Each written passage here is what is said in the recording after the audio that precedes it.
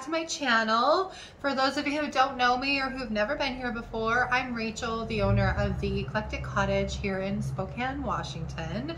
Happy Tuesday. I hope you had a great weekend.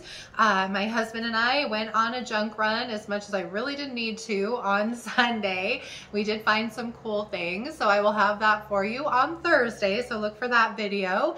And today is Tuesday, which means I have a flip for you, and I pulled some more items out of my stash here at the cottage and painted them and revamped them and got them all ready to go out on the floor. And I finally finished the antique chair, and I can't wait to show you how beautifully she turned out. She is just so pretty. I did a little bit of a chippy finish on her just to kind of as an ode to her age, but I absolutely love how it turned out. So you'll have to stay tuned for that. It is the last project in this video, but you'll notice the first few items are very similar in kind of theme, I guess, and there's a reason for that. I'm getting ready to redo my front window display here in the cottage, and I'm gonna be redoing that for kind of a spring theme, and I really wanted that to be a lot of white and neutral and soft browns, maybe some galvanized metal mixed in. So the first three projects that I did were kind of in that vein, and they are all things that I'm going to try and incorporate into my window display in the front here at the cottage. So I apologize if it's a lot the same, but I was trying to get them all ready to go, and so that's kind of what I did. And then the fourth project is one that has kind of given me a little bit of a run for my money, but it's finally done. And then of course the chair. So if you like content like this and you kind of want to see what I've got going on here in the kitchen at my cottage, please subscribe to my channel and then hit the little notification bell, and that will let you know when I upload new content. Right now I'm trying to stick to Tuesdays and Thursdays. That could change with time, but for now that's what I'm trying to stick to. And I really appreciate you being here, and I hope you like the projects that I've accomplished for you for this week. So without further ado, here they are. For project one, I've had the two smaller rabbits around for quite a while, and more recently I found this larger one, so I decided I wanted to use them in the vignette I'm creating for the front window. So the first step is I'm pouncing on a coat of paint on all three of them. The larger bunny is getting White Swan by DIY, and the two smaller bunnies are getting Faded Burlap by DIY. And so I pounced 2 coats of paint on each rabbit and followed that up with white wax. Really simple overhaul on these guys, but I think they turned out super cute. So here I am just putting the wax on with my brush and then wiping back the excess with a shop towel. Really easy. And then doing the same procedure on the 2 smaller rabbits. And this is, of course, after both coats of the DIY paint have dried thoroughly. So just wiping that wax back off of the rabbit and leaving it in all the details. I just really kind of feather the paper towel over to get that excess wax off. I don't rub too hard just because I want some of it to stay. And I think these turned out really cute.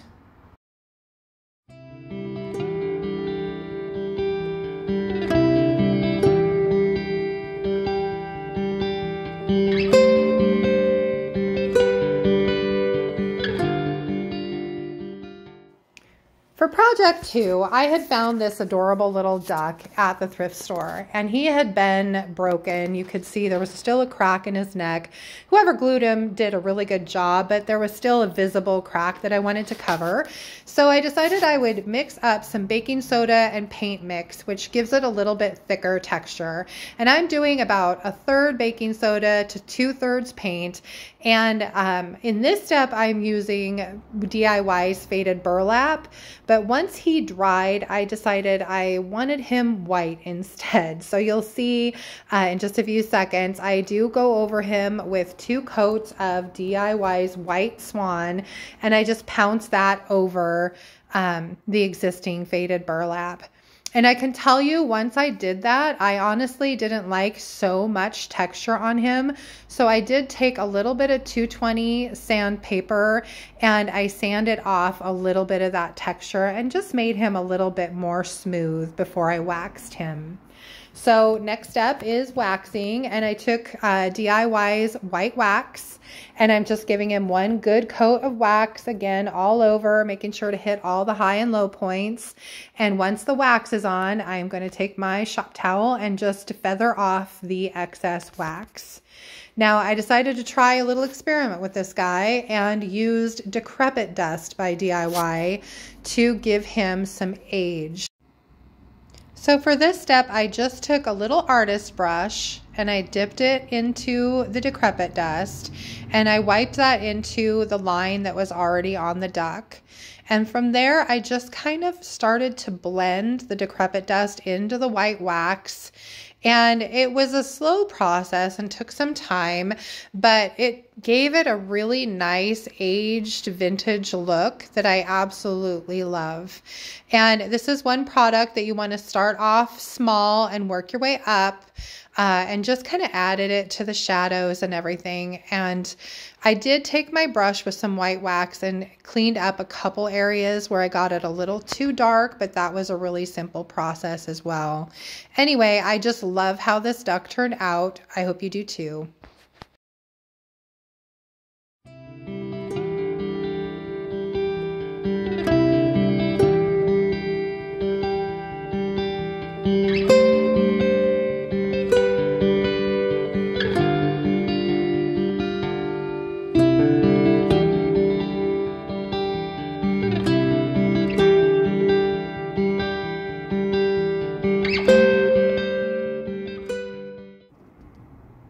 Project 3 is my 3rd and final bird for this video. I had found this big goose at the thrift store not too long ago, and I decided I just wanted to do a relatively simple makeover again for this guy. And so I am taking my DIY faded burlap and pouncing on 2 even coats, making sure it's got great coverage everywhere. And once that's dry, I'm going over it with DIY's white wax and putting that directly over the paint. Here I'm just kind of taking a little bit of the excess wax out from under the crevice in his neck. Anyway, and then just finishing it up with a nice even coat of the white wax, kind of going with the grain of the faux wood that's on him, and then wiping back any excess with a shop towel. Really easy. And then at the end, I decided I really wanted to bring a little bit more of that wood grain look out. So I just took a smaller brush and dipped it in the white wax a little and just feathered some white wax back over the wood grain on both sides of him, just to kind of, again, bring that little detail a little bit out more. But I love how he came out.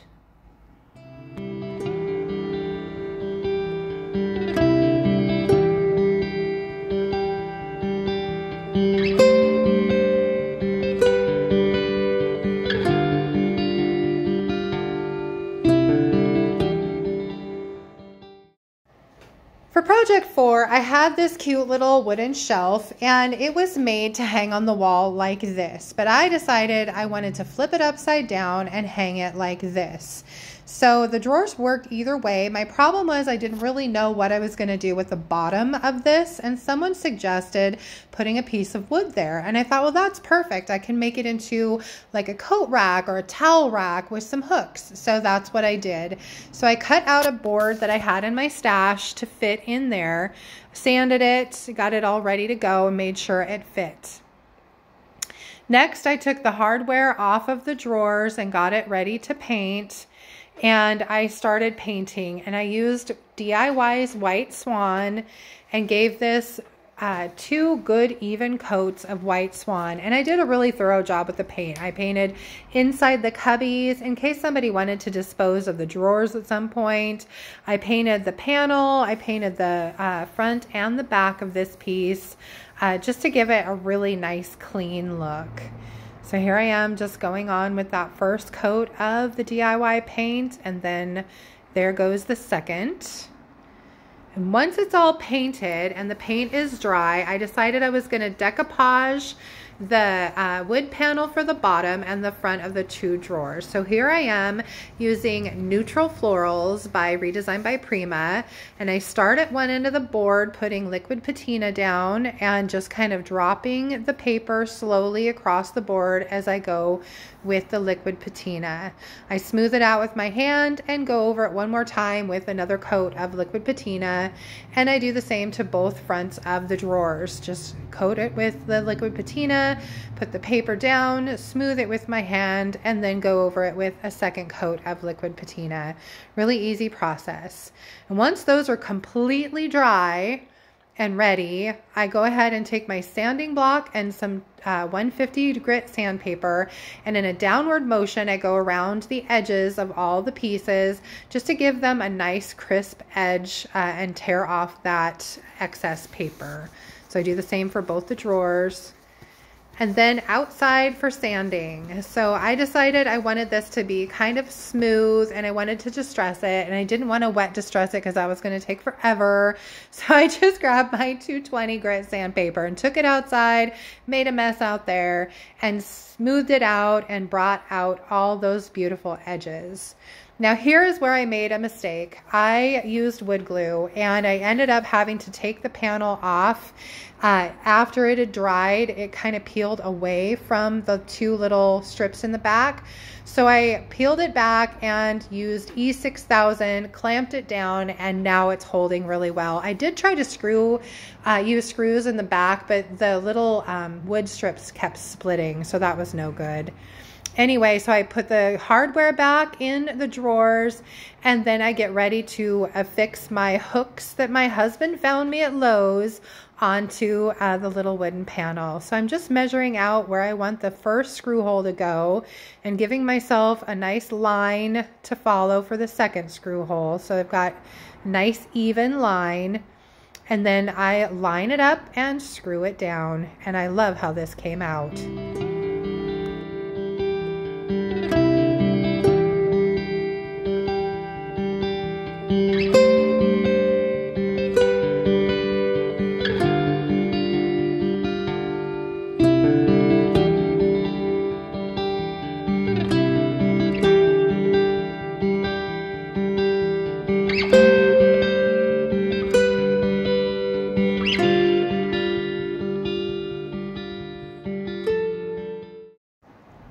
Project 5 is the finishing of the antique chair. So here I am spraying her down with some crud cutter and getting it all cleaned and ready for paint.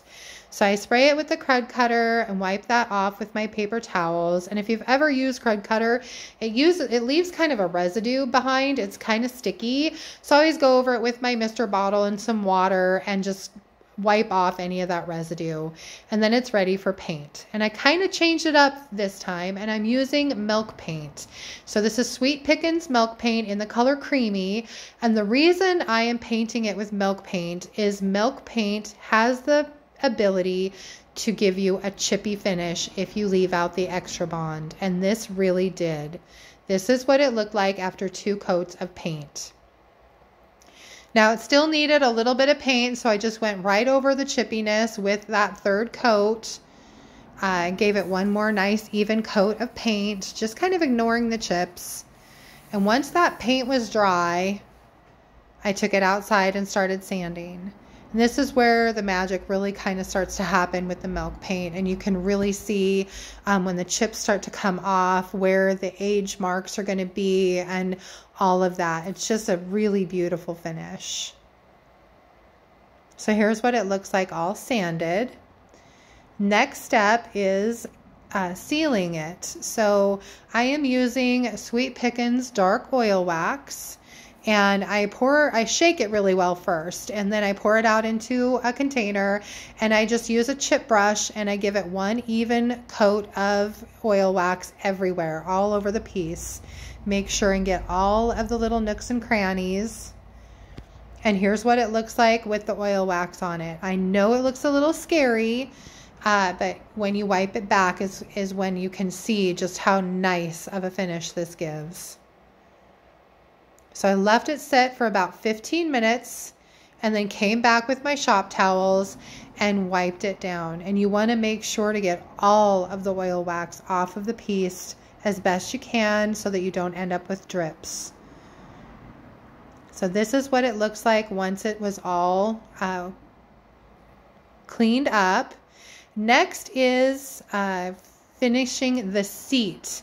So I had sanded the heck out of this board and I am cutting out some foam to go on top of it. So I just trace it out with a Sharpie and then cut the foam out to size. And then I'm using a little spray glue and putting that down just to keep that from moving around. Just kind of press that down. And I wanted to show you the fabric. Now this is the fabric that I bought. My husband and I both decided it looked way too new for the chair. So this is what it looks like after it's been stained with my favorite beverage, coffee. So once it's all dry, and I did have to iron it because it wrinkled up pretty well, I upholstered the piece of wood, and then I did my very best to trim it up and then take any pleats and staple those down to make a nice clean bottom to this. And boy, did this turn out beautifully. I just love it. But I just kind of trim with my scissors and staple anything that's sticking up down just to make it look nice from the bottom.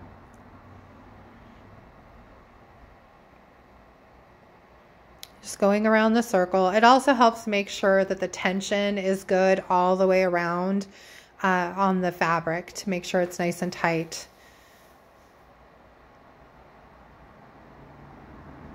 Just trim off a little bit extra and the last couple snips. And then that part is done, ready to go on the chair. And here's what it looks like finally done.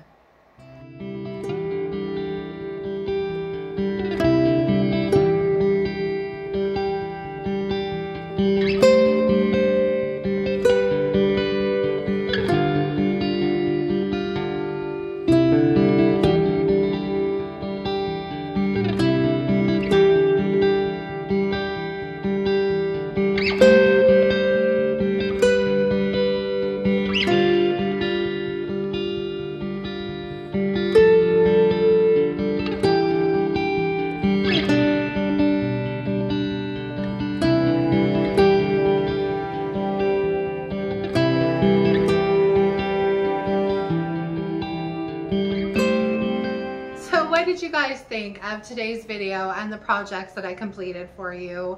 Which one was your favorite? I know mine, hands down, is the little antique chair. I am so thankful for how that turned out. I absolutely love the chippiness in the paint. I love the fact that the fabric almost exactly matches the color of the paint. Who knew coffee is the answer for all of your woes?